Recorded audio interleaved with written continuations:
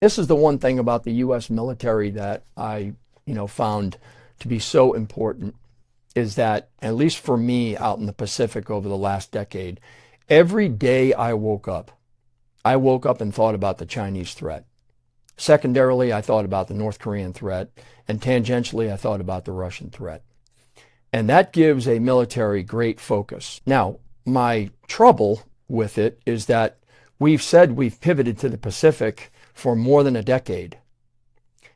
And in actual behavior and actions, that's not accurate. I'm going to give you an example and a story.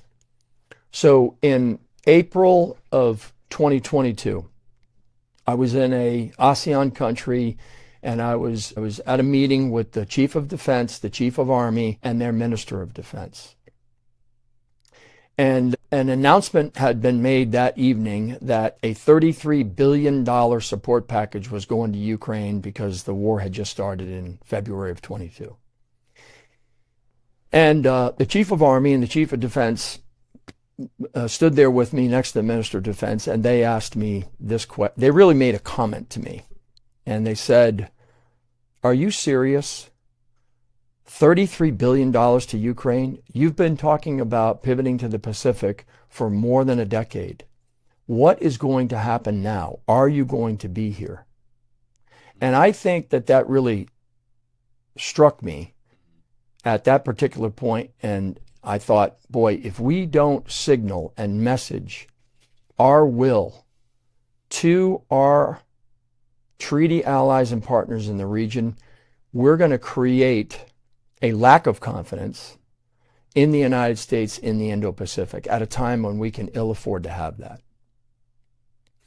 And that story rung true with me throughout the rest of my time in uniform out there, because I tried to hustle the best I could to pull together the Army leaders in the region. And again, I think the Army leaders in the region, not only did they leave the Army and go into political positions, they also go into important business positions, and they're influential in all of these countries.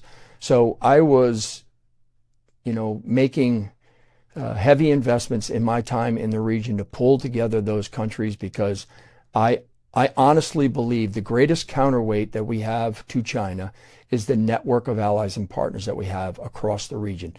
We need to maintain the United States being the security partner of choice, even though China may be the economic partner of necessity in the region.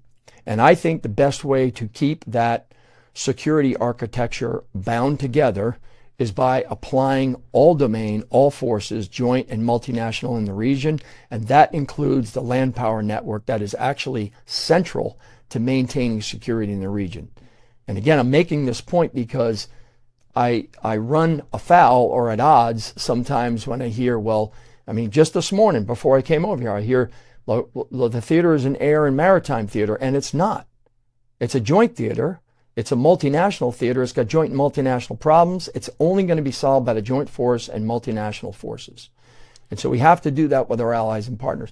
Clearly, there's an economic component to this. Clearly, there's an information. Clearly, there's a diplomatic component to it. But make no doubt about it, the Chinese military and the military instrument that they have created in the last 15 to 20 years is a very, very dangerous arsenal. And we have to find a way to counter that.